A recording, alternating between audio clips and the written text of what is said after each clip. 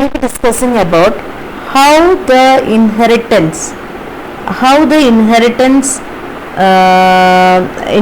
is done along with the constructors and destructors. Okay, we know that each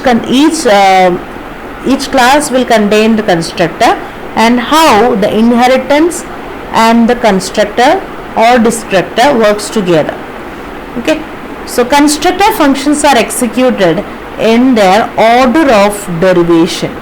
Okay, in the order of derivation, and destructive functions are executed in reverse order of derivation. We can see one example.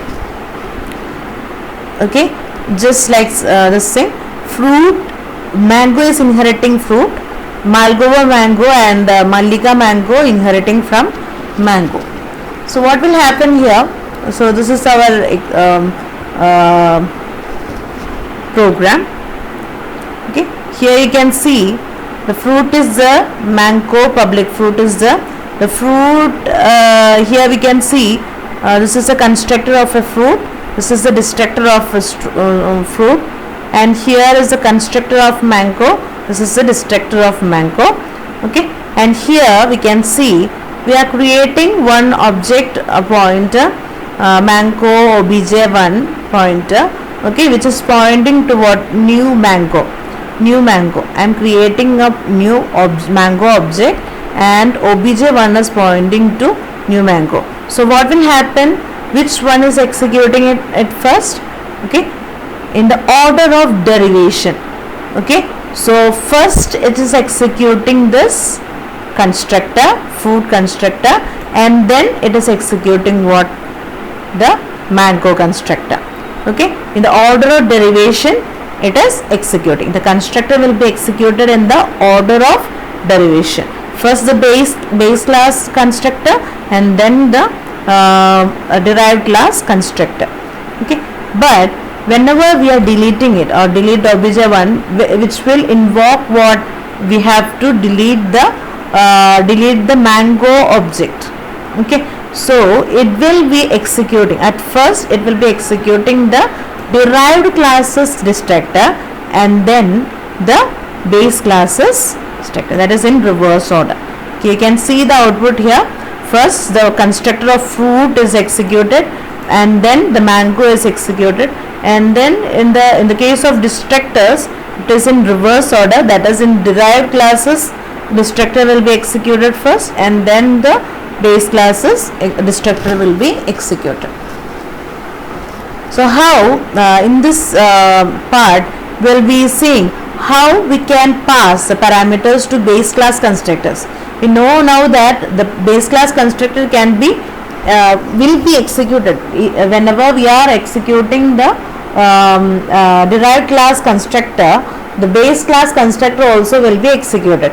So if we want to pass the argument to the base class constructors, how we will do it? Okay, so here we can see derived class. This is our derived class constructor, which is having an argument list, and here is the calling of the corresponding constructor with the parameters. Okay, base 1 with the parameter, base 2 with the parameter, comma, base 3 with the parameter, etc. Okay, and this will be what? The derived constructors body. So here you can see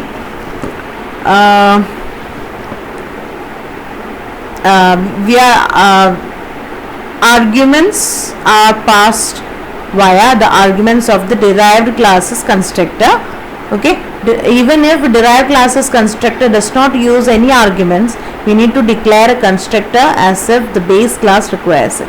Okay, if doesn't use any arguments, the derived classes, let's say the base class object will have or the base class constructor will have parameterized arguments, parameterized constructors, then the derived class constructor, even if it is not using any constructors, it has to declare the constructor as if the base class requires it. Okay, the arguments passed to the derived class are simply passed along with the base class constructors. So here is an example of passing the argument to the base class constructor. So here you can see new manco of obj1, new manco of 7. What will happen here? We have mentioned manco with argument 7, but it is not actually using anything. Okay, it is not using this a for doing anything. Even if the condition is that we have to declare a mango constructor which is accepting an integer. Okay, because this fruit, the base class fruit, will have to accept one argument like this. Okay, fruit int a, it is requiring, the base class constructor requires an argument, means the derived class must be declared at least with an integer. Okay, whatever parameters here we have to create give like this. Okay, so here what happens, manco int a, what's happening here, if we are writing like this, it will pass this argument, whatever we are calling this manco a 7. Okay, new manco 7 will be assigned to this a, and this 7 will be passed as an argument to the fruit constructor.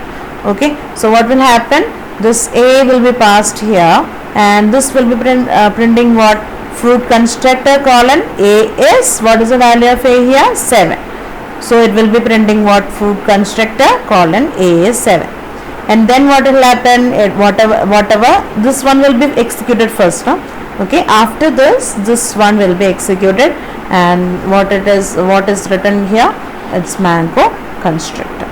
So like that we can pass the argument or pass the parameter to the base class constructors.